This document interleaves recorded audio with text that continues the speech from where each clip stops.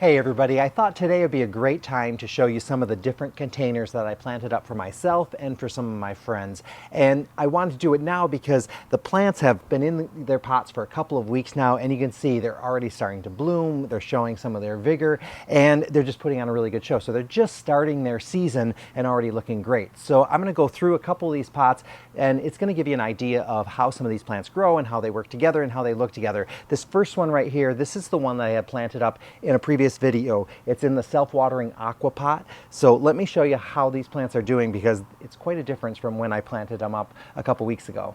So we'll start over here with the trailing begonia. This is the Encanto Falls or Encanto Waterfall. A beautiful trailing begonia, and you can see how it's just kind of draping over the pot. Looks great with that pink against the blue. We have our trailing plant here, and then this here is the Surefire Rose Begonia. I love the wax leaf against those beautiful flowers, and this thing has been flowering non-stop, along with a trailing Coleus. This one's called Burgundy Wedding Train, and it's just starting to edge past the pot. Nice sturdy stems in there, but it is going to start going down, going to cover up where our damage was on the pot. And then over here, this is the Main Street Ruby Road Coleus, and you can see it's starting to get its pink leaves. As they mature, you start seeing more and more of the color and texture on those leaves. And remember, when I planted this, I had pinched the middle so that we'd get better branching. Look at how bushy this is. It's really beautiful. And then we've got some wire vine here, and the wire vine is poking out down here, a little bit over here, and then there's more in here. So I really like the little peekaboo of wire vine in there. And then back over here, this is one I potted up for AJ's Berry Farm in Lychee. And you can see we've got the Burgundy Wedding Train Coleus here. That's going to be trailing over the edge. And if we find that it's getting too tall, I can just pinch off bits of it. You know, I can just kind of do something like this. This Coleus is not going to mind that at all. See where I picked it out? It's going to just kind of grow thicker there. So don't be afraid of kind of pinching Coleus every once in a while if you need to. And this is a relatively new begonia. It's called Vermillion, and I just love kind of the flowers look like roses and has beautiful, really great color of green leaves in there.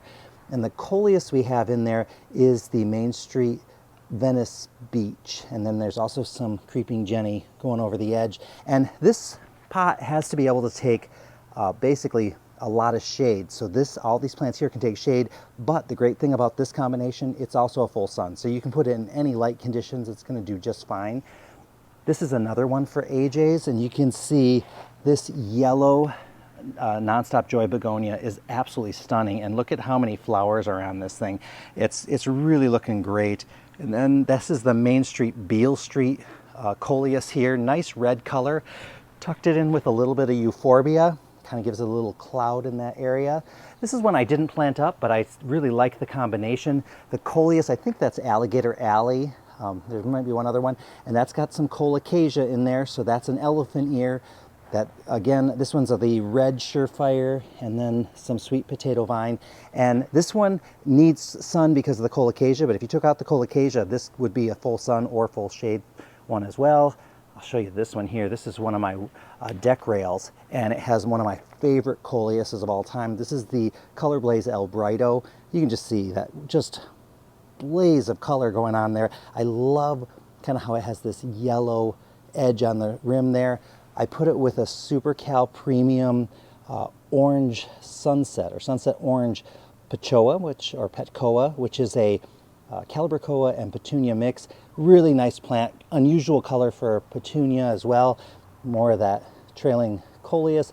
And then look at the Peachy Keen Superbena. That's a verbena, and it's just been flowering kind of nonstop. You can see how it gets kind of two tones in the color there. Really nice. That's going to be a great deck rail. Let's hop around here. These are a friend of ours. I just love how they plant these up. They put the grass in there. Last year they had Mexican feather grass. It was really cool looking because they live on the lake and the wind blows it. He looks like he's got crazy bedhead. Here's another one for AJ's. Again, that's Color Blaze El Brido Coleus, but a couple different things in here. This is the Fire Brocade, or Brocade Fire Brocade Geranium, and I just love it. It's a beautiful, beautiful orange color, and this is the one that has those bicolor leaves where they have that nice dark center, some creeping Jenny in there, and then I really enjoy this begonia. This is the Portofino Citrix is the color, and it has nice yellow color, a little bit of a peach cast to it. But what makes it even more interesting is kind of the outside petal has that peachy color, and it really sets off the bloom really nicely. So I think that's going to be a beautiful combination. Again, another one that can take full sun, full shade for the most part. It does need a little bit more sun because those geraniums will flower more if they get more sun, but they can go pretty, you know, part shade if we needed them to. This one was just a fun one because I really love the Dracula Calibrachoa. It has such a beautiful eye on it. It's almost black and then that nice red. And then you can see we've got the Queen Tut Grass here, just kind of poking through with a little bit of Creeping Jenny at the bottom. Another fun combination because that's just a geranium. I think there's 2 geraniums in there and 2 Euphorbia. So nice cloud with the color in there. What else can I show you over here? I'm in love with this one here. This is one of my deck rails, and this is the Venti Mango Dahlia, and look at how many flowers are coming off this thing. It has been just blooming and blooming and blooming. You can see, and the flowers last a really long time. This is the farthest along flower here. I think it's been here for 2 weeks, and it still hasn't lost its petals yet. So it's just really beautiful. And put it with a Torpe Dazzler cordyline. That's getting swallowed up. I might just take that out. Hopefully it'll give it the root room for the dahlias to keep doing better. And then it is with some Sidekick Bronze sweet potato vine.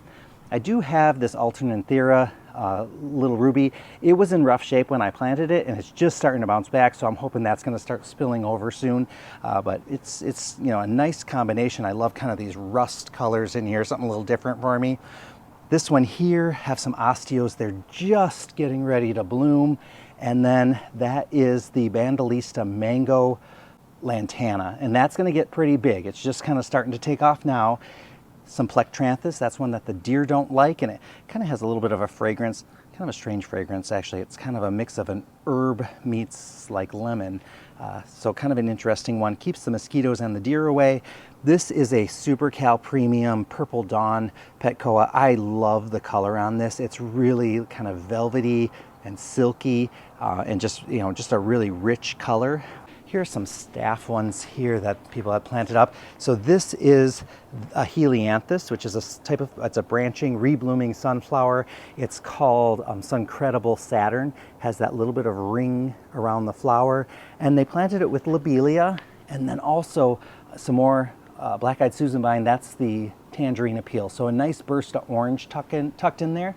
What else can I show you here? There's lots of things in here, but here's one that I just want you to see because it's a little bit different.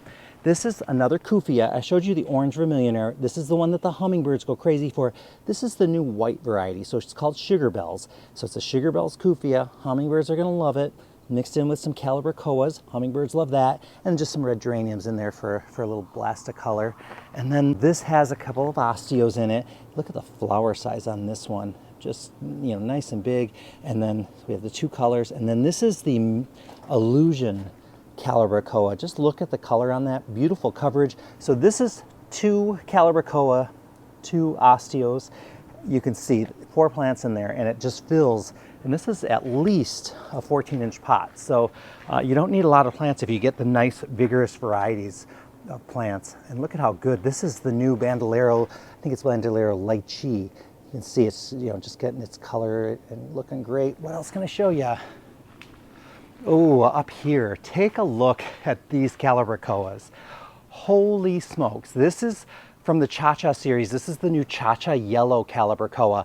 Look at how, it's completely covering the pot, and the size of the flowers are huge. And I love the color. And it's with its partner, the Tangerine. But boy, that yellow is just taken over. It's really looking great. Over here, this is just a nice, simple one.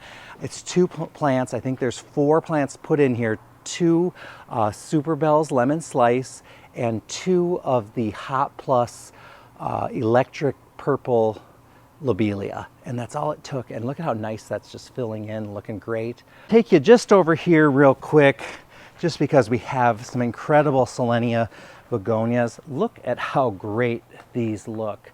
That is just a wow combination.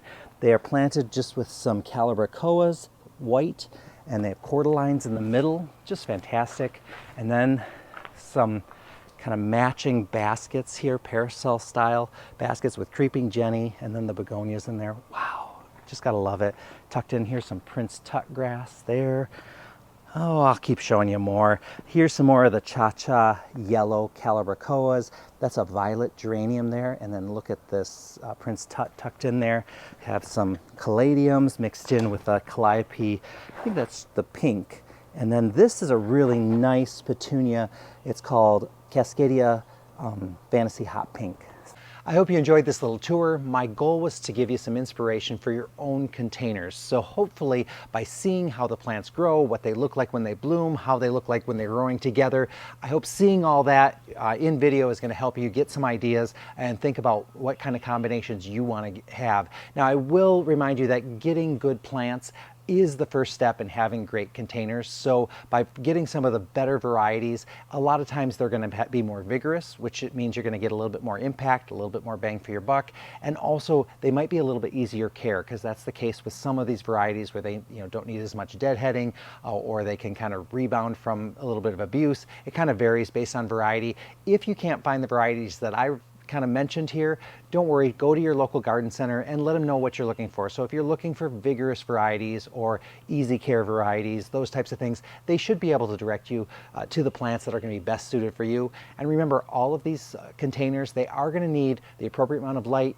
water, and fertilizer. And fertilizer is the one that a lot of people forget to add, and that's why they start looking kind of poorly towards the end of the season often. So keep that in mind.